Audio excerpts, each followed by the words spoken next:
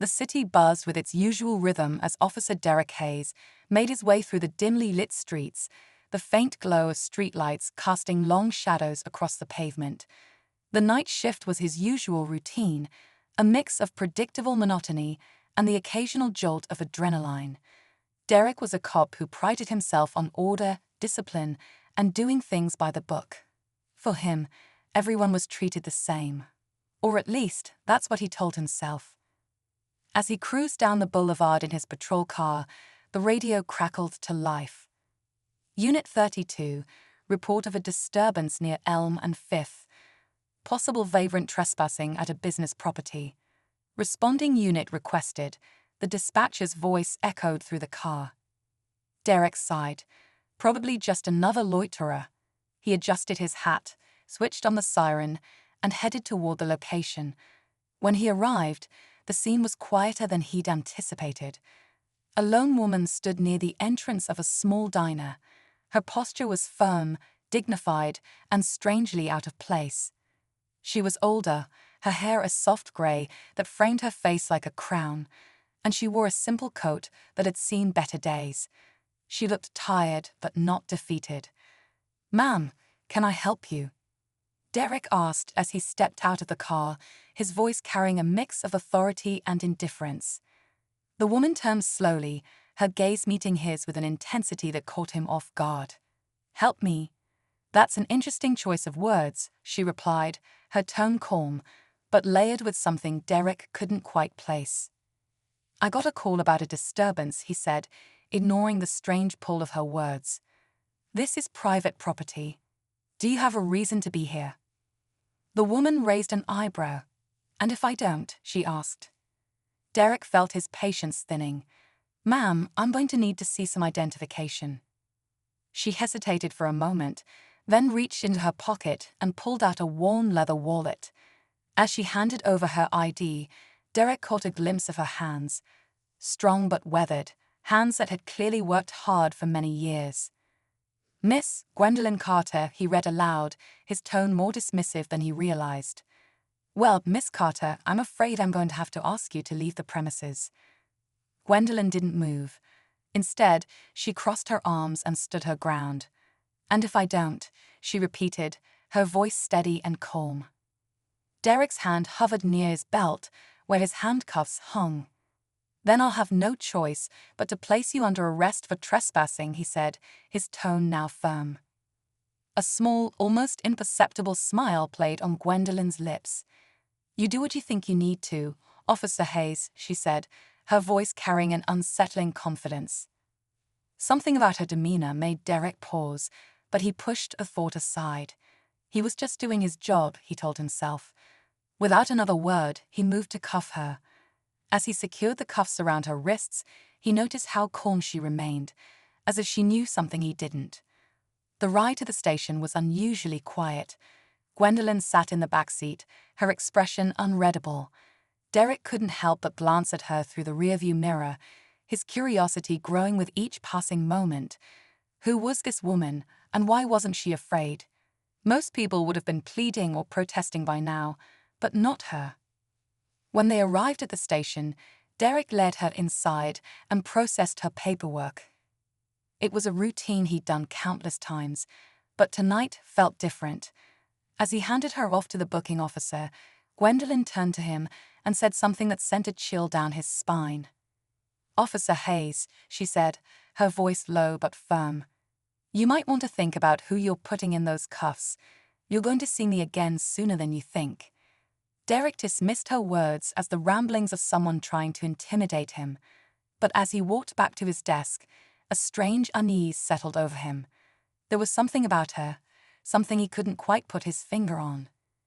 The following morning, Derek arrived at the station early, his mind still lingering on the events of the previous night. He was halfway through his first cup of coffee when the station doors swung open, and a wave of hushed murmurs swept through the room. Standing in the doorway was Gwendolyn Carter, her posture as regal as it had been the night before. But this time, she wasn't wearing handcuffs. Instead, she was flanked by two high-ranking officers, their faces a mix of respect and deference. "Derek Hayes," she said, her voice carrying across the room like a command. Derek froze, his cup of coffee trembling slightly in his hand. Gwendolyn took a step forward, a slight smile on her lips. "I believe we need to have a conversation. After all, I'm your new commanding officer." The room fell silent, every eye fixed on the scene unfolding before them. Derek felt his heart race as he tried to process what was happening. How could this woman, the one he'd arrested just hours ago, now be his superior? And as Gwendolyn's piercing gaze met his, Derek realized he wasn't just facing a new boss, he was facing a reckoning. Derek felt the weight of the room's silence pressing down on him. His mind raced as he replayed the events of the previous night. Gwendolyn Carter, arrested, processed, and treated like any other suspect, was now standing in front of him as his new commanding officer. He tried to steady his breathing, but his pulse was pounding in his ears. The realization hit him hard. He hadn't just made a mistake. He had walked straight into a situation he wasn't prepared for. Gwendolyn's presence filled the station like an unspoken command. She didn't have to raise her voice or demand attention. It was simply given to her. She was poised, calm, and in complete control. Derek glanced around the room, catching the stunned expressions of his colleagues.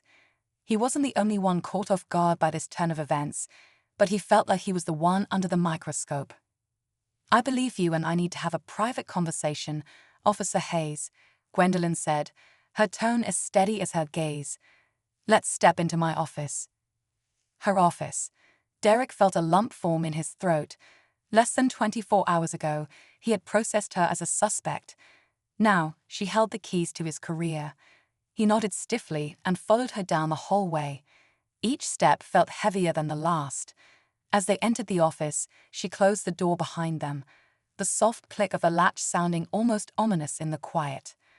The office was sparse but dignified, with clean lines and minimal decoration. Gwendolyn took a seat behind the desk, gesturing for Derek to sit across from her. He hesitated for a moment before lowering himself into the chair. His uniform suddenly felt too tight, the collar pressing against his neck as if it was strangling him. Gwendolyn leaned back slightly, studying him with an expression that was hard to read. "I imagine you have some questions," she began, her voice calm but firm. "But before you ask them, let me start by saying this. Last night was an interesting introduction."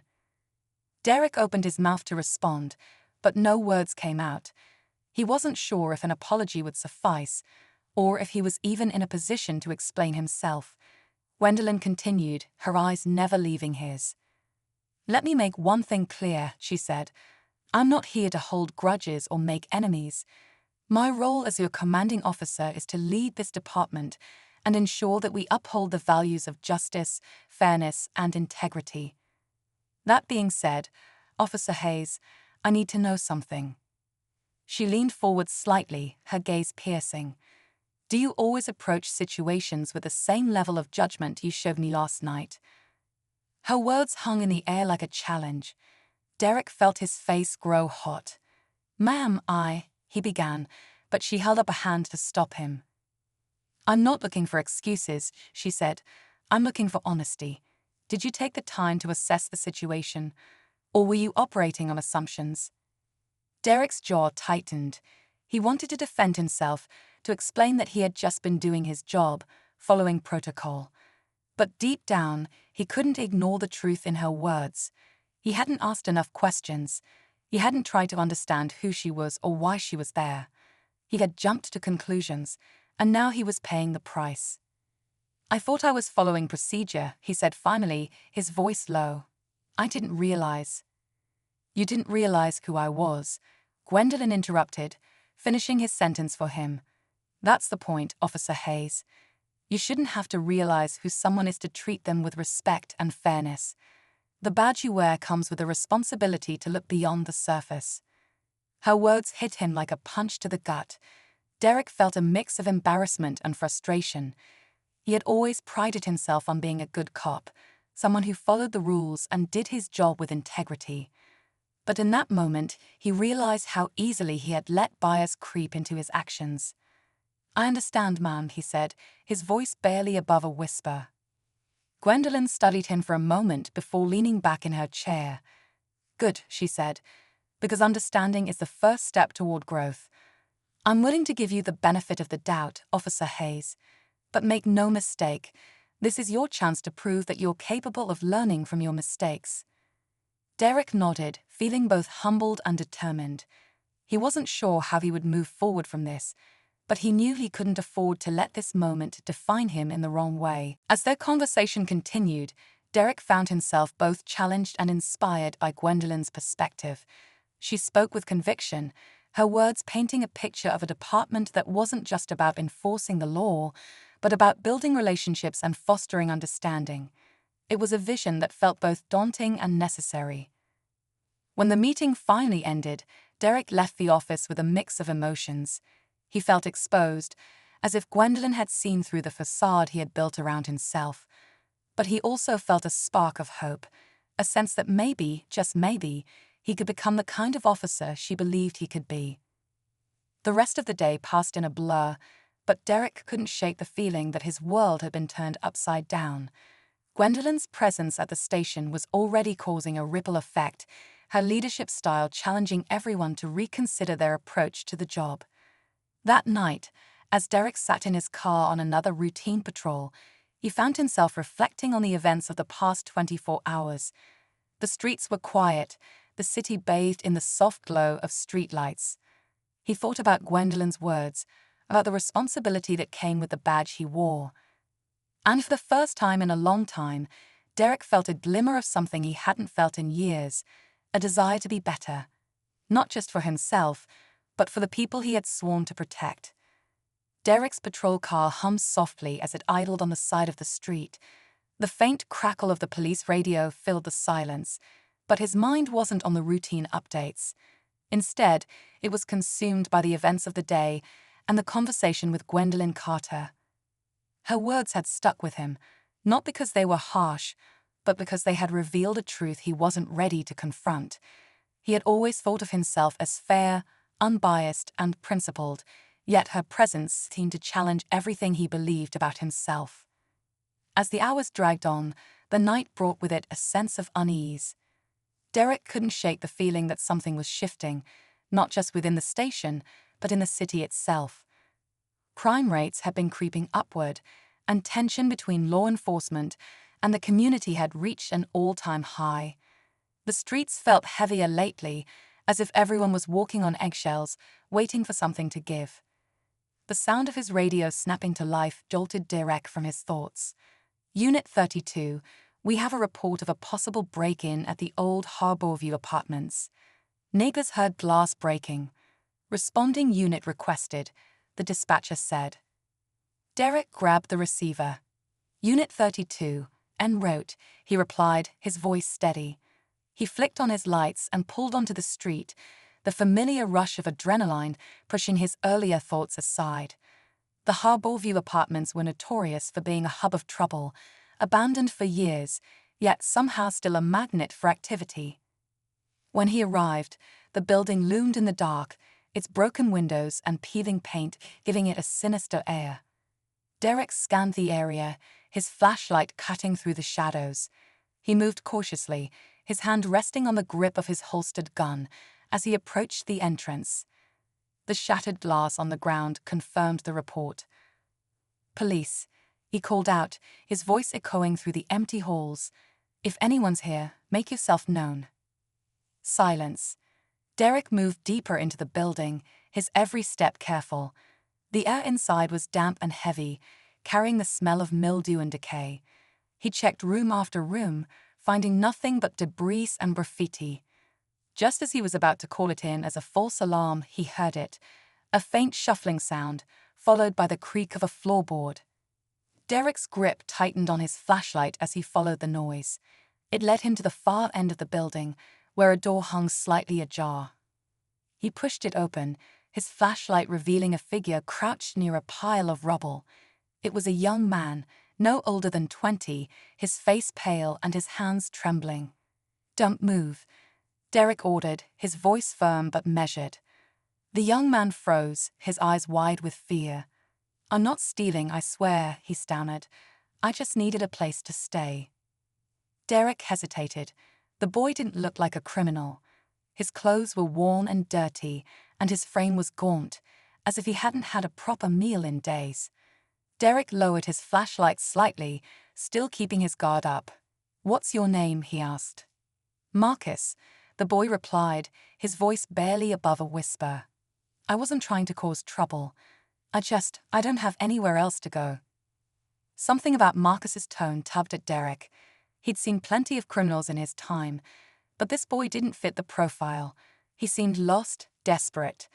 Derek thought about Gwendolyn's words, about looking beyond the surface, and felt a pang of guilt for how quickly he had jumped to conclusions. "All right, Marcus," Derek said, softening his tone.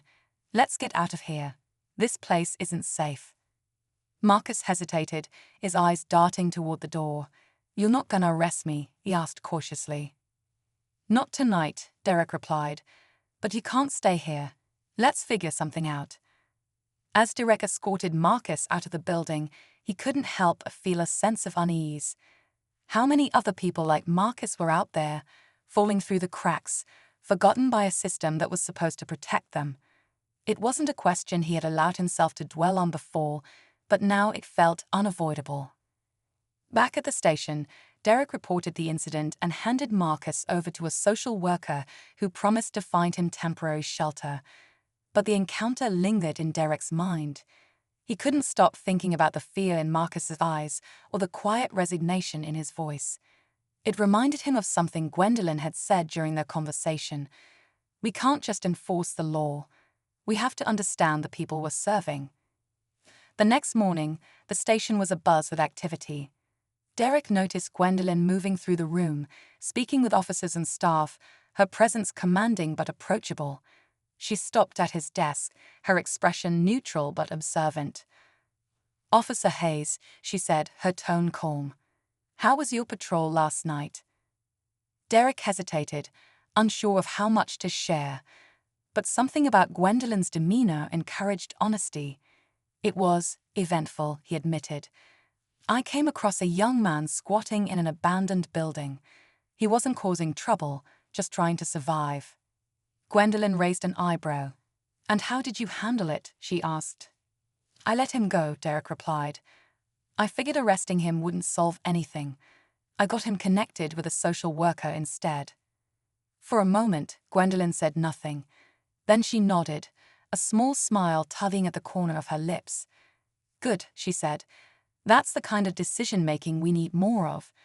It's not always about making an arrest. Sometimes it's about finding a better solution." Derek felt a sense of relief, but it was short-lived. The truth was, he still had more questions than answers.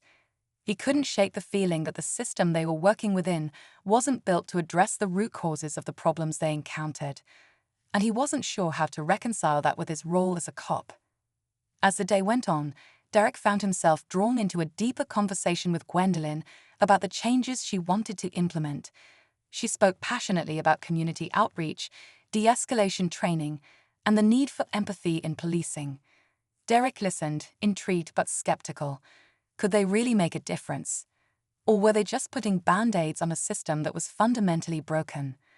The conflict weighed on him, and he realized that his journey was just beginning. Gwendolyn's arrival had forced him to confront uncomfortable truths about himself, his profession, and the world around him. And as the days unfolded, Derek knew that the path ahead wouldn't be easy. But for the first time in a long time, he felt a spark of hope, a belief that change, while difficult, was possible. And that maybe, just maybe, he could be a part of it. The following weeks were unlike anything Derek had experienced in his years on the force. Gwendolyn's leadership wasn't just about giving orders, it was about reshaping the very foundation of how they operated. The station was buzzing with changes, some subtle and others monumental. Officers were being sent to community outreach programs, partnerships were being forged with local organizations, and conversations about accountability were no longer whispered in hallways but addressed openly in meetings. For some, the changes were welcome. For others, they were threatening. Derek couldn't ignore the grumbles from a few of his colleagues. the ones who saw Gwendolyn's reforms as undermining their authority or challenging traditions they held sacred. There were whispers of resistance, quiet jokes that grew louder when she wasn't around. Derek found himself caught in the middle, torn between his loyalty to the badge and the growing respect he had for Gwendolyn's vision. One night, Derek was working late, reviewing reports at his desk. The station was nearly empty, the usual noise reduced to the soft hum of computers and the occasional rustle of paper. He glanced at the clock. It was nearing midnight, but he couldn't shake the feeling that something was off. The quiet seemed unnatural, almost eerie. Just as he was about to pack up, the phone on his desk rang, its sharp tone cutting through the silence. He picked it up, expecting a routine call. Instead, a tense voice greeted him on the other end. "Officer Hayes, this is dispatch. We've got a report of shots fired near the old Harborview apartments. Units are responding, but you're the closest. Can you assist?" Derek's stomach tightened. The Harborview apartments again. "On my way," he said, grabbing his gear and heading out the door. The streets were dark and empty as Derek sped toward the scene, his mind racing. The Harborview had always been a trouble spot, but shots fired was a whole new level. As he approached, he saw the faint flicker of blue and red lights bouncing off the crumbling walls of the building. Several patrol cars were already on site, their occupants taking cover behind open doors. Derek pulled up and joined the other officers, his heart pounding. "What do we know?" he asked one of them. "Not much," the officer replied. "Witnesses heard gunshots and saw a couple of people running into the building. Could be gang-related, but we don't have confirmation yet." Derek scanned the building, its dark windows staring back at him like empty eyes. He couldn't shake the memory of his encounter with Marcus and wondered if the young man had somehow found his way back here. The thought made his chest tighten. As they strategized their approach, Gwendolyn's car pulled up. She stepped out, her expression calm but determined. The officers around Derek exchanged uneasy glances. It wasn't common for someone at her rank to show up at a scene like this. "Status?" she asked, her voice cutting through the tension. Derek quickly brought her up to speed. She nodded, assessing the situation with a sharpness that reminded him why she was in charge. "We're not going in blind," she said. "Set up a perimeter. I'll coordinate with SWAT if needed, but for now, we proceed with caution." The officers moved into position, their flashlights cutting through the darkness as they secured the area. Derek stayed close to Gwendolyn, watching as she took charge with an ease that was both impressive and intimidating. Despite the tension in the air, she seemed completely in control. As they approached the building's entrance, a sudden noise stopped them in their tracks. It was faint at first, but it grew louder, a muffled cry, coming from inside. Derek's heart raced. Someone was in there, and they needed help. "I'll go in," Derek said before he could second-guess himself. Gwendolyn gave him a sharp look. "Not alone," she said firmly. "We do this together." Derek nodded, and the two of them entered the building, their footsteps echoing in the silence. The air was thick with dust, and every creak of the floorboards seemed deafening. They moved cautiously, their flashlights sweeping across the walls. The sound of the cry grew louder, leading them to a room at the end of the hallway. Derek's pulse quickened as he pushed the door open, his flashlight illuminating the scene. Inside, a young woman was crouched in the corner, her face streaked with tears. She looked up at them, her eyes wide with fear. "Help me," she whispered, her voice trembling. "They're still here." Before Derek could respond, a loud crash echoed from somewhere deeper in the building. The sound of footsteps followed, heavy and fast. Derek and Gwendolyn exchanged a glance, their training kicking in as they moved to secure the woman. "Stay close," Gwendolyn instructed, her voice steady despite the growing tension. As they made their way back through the building, the air seemed to grow colder, heavier. The footsteps echoed again, this time closer. Derek tightened his grip on his flashlight, his other hand hovering near his holster. He could feel the adrenaline coursing through his veins, every sense heightened. Suddenly, A shadow moved in the corner of his eye. Derek spun around, his flashlight catching a figure darting through the hallway. "Stop," he shouted, his voice ringing out. The figure didn't stop. Instead, they disappeared into the darkness, leaving Derek and Gwendolyn to decide whether to pursue or get the woman to safety. Every second felt like an eternity, the weight of the situation pressing down on them. "Go," Gwendolyn said, her tone leaving no room for argument. "I'll cover you. Get her out of here." Derek hesitated for a moment, torn between his instinct to stay and his responsibility to protect the woman. But Gwendolyn's look made it clear. This wasn't a request. He nodded and led the woman toward the exit, his every step filled with urgency. As they reached the safety of the patrol cars outside, Derek looked back at the building. Gwendolyn was still inside, and the tension in his chest grew unbearable. The officers around him moved into action, securing the perimeter and preparing for what might come next. But Derek couldn't shake the feeling that this was far from over. Something about the whole situation felt wrong, like a storm brewing just beneath the surface. And as he stood there, watching the shadows dance across the windows of the harbor view, he realized that the night was far from finished. The real danger was still inside. Derek stood outside the Harborview apartments, his heart pounding as he tried to focus on the situation unfolding before him. The woman he had just escorted out was being tended to by paramedics, her trembling hands clutching a blanket as she muttered incoherent fragments about what had happened inside. Derek couldn't make sense of it. Her words were jumbled, a mix of fear and panic, but one thing was clear. Whoever was in that building wasn't just a random trespasser. They were dangerous. The officers around him were gearing up for a possible confrontation, their radios crackling with updates as they coordinated a plan. But Derek's attention was fixed on the building. Gwendolyn was still inside, and every fiber of his being screamed at him to go back in. She had told him to stay put, to let her handle it, but standing outside felt like abandoning her. Just as he was about to make a move, a commotion erupted near the perimeter. Two figures burst out of the building's side entrance, running full speed toward the alley. Derek's instincts kicked in, and he took off after them, his legs pumping as he called out, "Stop. Police." The figures didn't slow down. If anything, they moved faster, their silhouettes disappearing into the shadows of the alley. Derek's flashlight bobbed as he ran, his breath coming in sharp bursts. The chase was intense, the adrenaline coursing through his veins, making him hyper-aware of every sound, every movement. Finally, he closed the gap, lunging at one of the figures and bringing them to the ground. The person struggled beneath him, kicking and flailing, but Derek managed to pin them down. His flashlight revealed a young man, his face scratched and his eyes wild with fear. "Who are you? What are you doing here?" Derek demanded, his voice sharp. The man shook his head, refusing to speak. Derek glanced around, realizing the second figure had escaped. Frustration bubbled up inside him, but he pushed it aside. He needed answers. "You don't understand," the man finally muttered, his voice barely audible.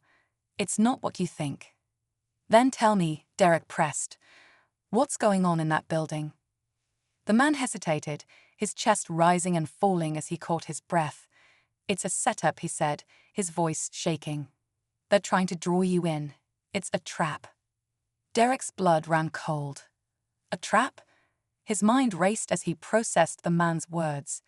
Who was behind this? And why? He thought about Gwendolyn, still inside the building, and felt a surge of panic. If what this man was saying was true, she could be in serious danger. "Who's behind it?" Derek demanded, his grip tightening on the man's arm. The man shook his head again, tears welling in his eyes. "I don't know their names," he said, "but they're watching. They know how you operate. They wanted the police here." Derek didn't have time to dig deeper. He quickly radioed for backup, relaying the information he had just learned. The response was swift, officers moving to secure the area and prepare for a possible ambush. But Derek's focus was on Gwendolyn. He couldn't wait for reinforcements. He had to go back in. Against protocol and his own better judgment, Derek made his way back into the building, his flashlight cutting through the darkness. The air felt heavier now, every creak of the floorboards sending a jolt through his system. He called out for Gwendolyn, his voice echoing in the empty halls.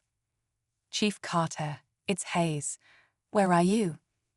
There was no response, only the eerie silence of the abandoned building. Derek pressed forward, his every sense on high alert. He checked room after room, finding nothing but shadows and debris. But as he reached the stairwell, he heard it, a faint voice coming from above. "Derek." It was Gwendolyn. Her voice was strained, but it was enough to propel him forward. He sprinted up the stairs, his flashlight shaking in his hand as he followed the sound. When he reached the 3rd floor, he found her in a small, dimly lit room, her back against the wall and her gun drawn. She looked up at him, her expression a mix of relief and urgency. "It's a trap," she said, her voice low but firm. "They're trying to draw us in, one by one." Before Derek could respond, the sound of footsteps echoed from the hallway. Gwendolyn motioned for him to take cover, and they both moved into the shadows. The tension was palpable, the air thick with the anticipation of what was to come. As the footsteps grew louder, Derek felt his pulse quicken. He tightened his grip on his weapon, his eyes fixed on the doorway. And then, just as the figure appeared, something unexpected happened. A loud explosion rocked the building, shaking the walls and sending a cloud of dust into the air. The blast knocked Derek off his feet, his ears ringing as he struggled to regain his bearings. He looked around, disoriented, and saw Gwendolyn pulling herself up, her face set with determination. "They're trying to flush us out," she said, coughing as she steadied herself. "We need to move. Now." Derek nodded, following her as they navigated through the debris. The building groaned around them, the structure weakened by the explosion. Every step felt precarious, the floorboards creaking ominously beneath their weight. As they reached the stairwell, Derek's mind raced. Who were these people? Why were they targeting the police? And how had they managed to set this elaborate trap without anyone noticing? The questions swirled in his head, but there was no time for answers. They needed to get out alive. When they finally emerged from the building, the night air hit them like a wave. Officers swarmed the area, their flashlights illuminating the scene. Gwendolyn immediately took charge, issuing orders and coordinating the response. But Derek couldn't shake the feeling that this was far from over. Whoever was behind this had planned it meticulously, and they weren't going to stop until they got what they wanted. As Derek stood there, catching his breath, he realized that the stakes had just been raised. This wasn't just about the Harborview apartments or a few isolated incidents. This was something bigger, something more dangerous. And as the pieces of the puzzle began to fall into place, Derek knew one thing for certain. The real fight was just beginning, waiting to reveal itself. The night air was thick with tension as Derek stood amidst the chaos outside the Harborview apartments. Officers swarmed the area, cordoning off the perimeter while paramedics tended to the injured woman and a few shaken residents who had emerged from nearby buildings. The scene was a whirlwind of flashing lights, shouted commands, and rising urgency. Derek's heart pounded in his chest as he tried to piece everything together. The explosion, the trap, the cryptic warning from the man he had apprehended, all of it pointed to something much bigger than a random incident. Gwendolyn stood at the center of it all, issuing orders with a calm authority that cut through the confusion. Derek admired her composure, but he could see the tension in her jaw and the flicker of concern in her eyes. She knew, just as he did, that this wasn't over.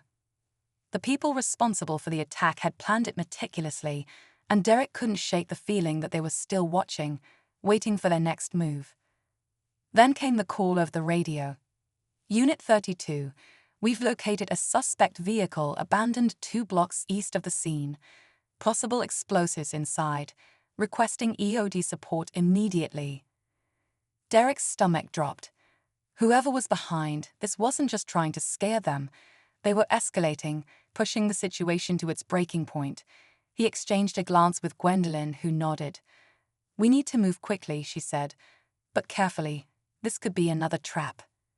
They approached the abandoned vehicle cautiously, the tension thick enough to cut with a knife. The bomb squad was already en route, but Derek couldn't shake the nagging feeling that the car was just a diversion. Something about the timing didn't sit right with him. He scanned the surrounding area, his instincts screaming that they were missing something. And then he saw it, a figure moving in the shadows behind a nearby building. Derek's grip tightened on his weapon as he motioned to Gwendolyn. She followed his gaze, her expression sharpening. Without a word, they moved together, weaving through the alley with quiet precision. The figure was fast, darting between buildings and staying just out of reach. But Derek and Gwendolyn were determined not to lose them. As they rounded a corner, they found themselves face to face with the suspect.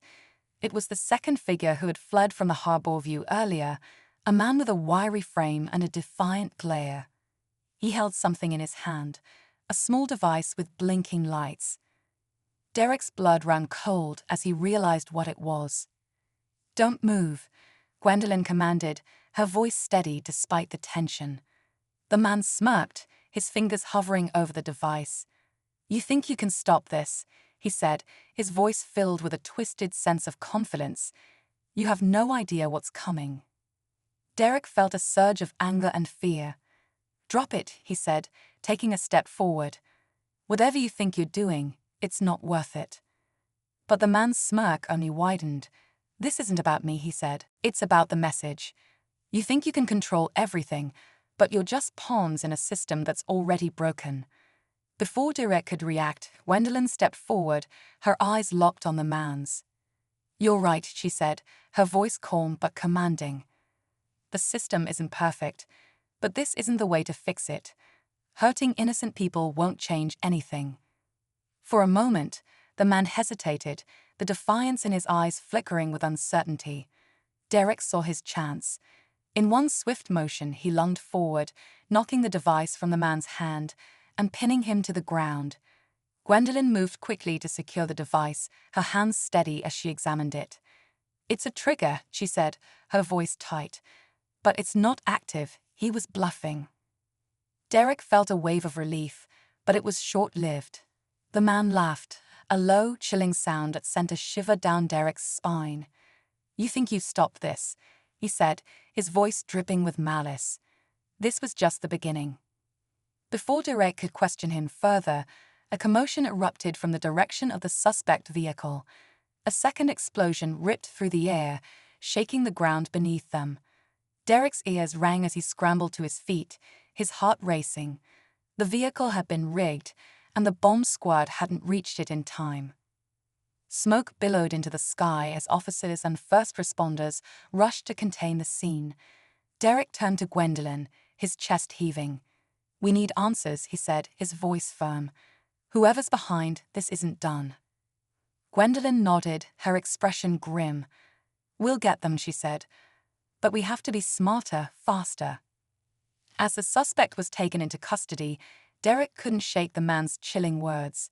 This was just the beginning. What had started as a routine call had spiraled into something far more dangerous, and Derek knew they were only scratching the surface of a larger conspiracy. The night ended with more questions than answers, but one thing was clear: the fight wasn't over. And as Derek watched the flames die down and the smoke dissipate, he realized that the real battle wasn't just against the people responsible for the attacks. It was against the cracks in the system they had all sworn to uphold, a system that would require more than just bravery to fix. It would require change, the kind that didn't come easily. And as Gwendolyn placed a hand on his shoulder, her expression both wary and resolute, Derek felt a spark of hope. They weren't just fighting to survive. They were fighting for something bigger. And that fight was only just beginning. The aftermath of the explosion left the city shaken. Emergency vehicles lined the streets, their sirens piercing the cold night air as firefighters extinguished the last of the flames. Derek stood near the edge of the scene, the acrid smell of smoke clinging to his uniform. He was exhausted, every muscle in his body screaming for rest, but his mind wouldn't stop racing. The pieces of the puzzle were scattered, but they were beginning to form a picture. a sinister one that pointed to something bigger than anyone had anticipated. Gwendolyn was nearby, speaking with a bomb squad and senior officers. Her calm demeanor had held through the night, but Derek could see the strain in her eyes.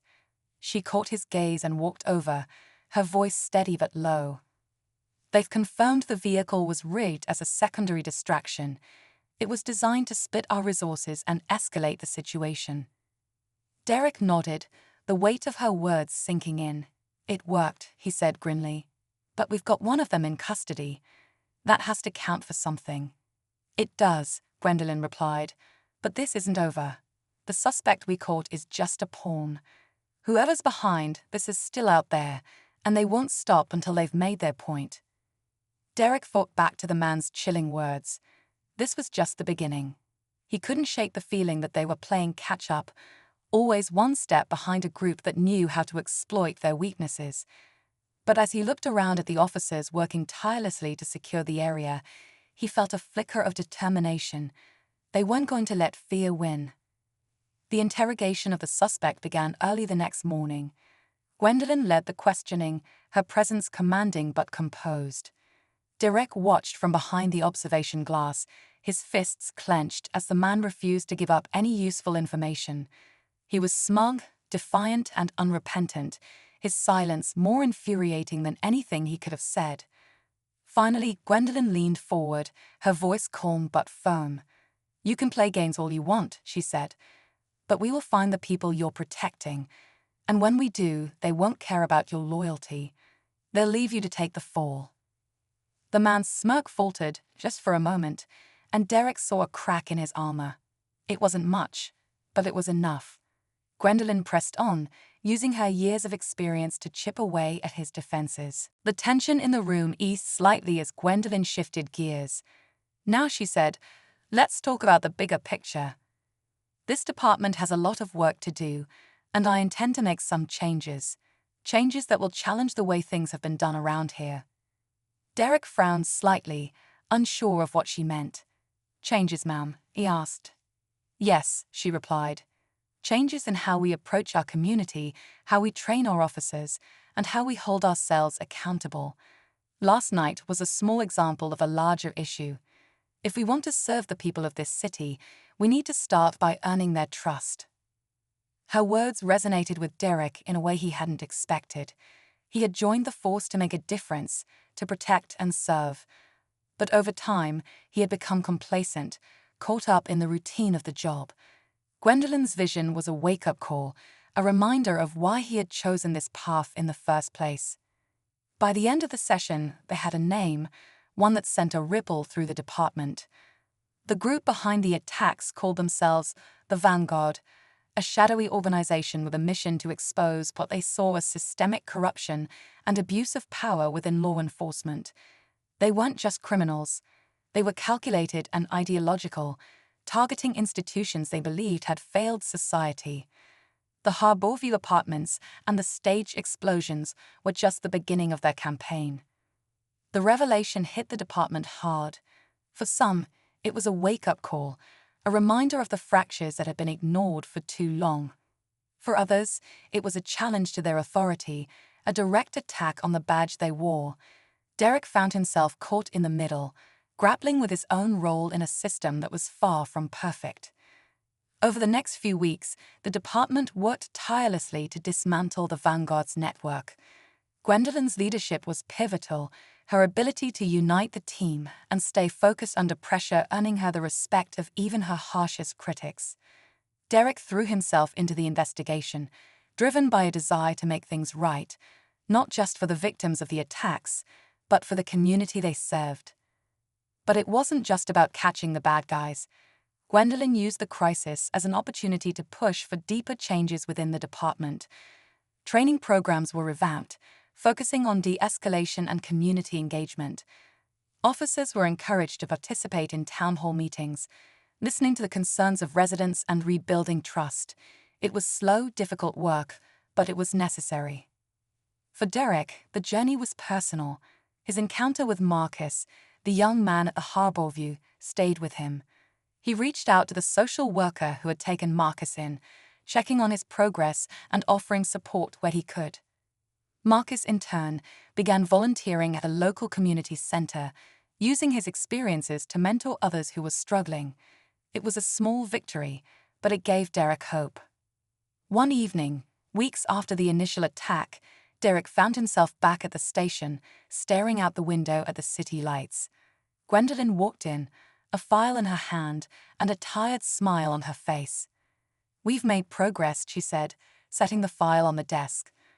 "We've identified several key members of the vanguard. Arrests are underway." Derek nodded, the weight of the news sinking in. "Do you think it'll be enough," he asked, "to stop them?" Gwendolyn's smile faded, replaced by a look of quiet determination. "Maybe not completely," she admitted, "but it's a start, and sometimes that's all we can do. Start."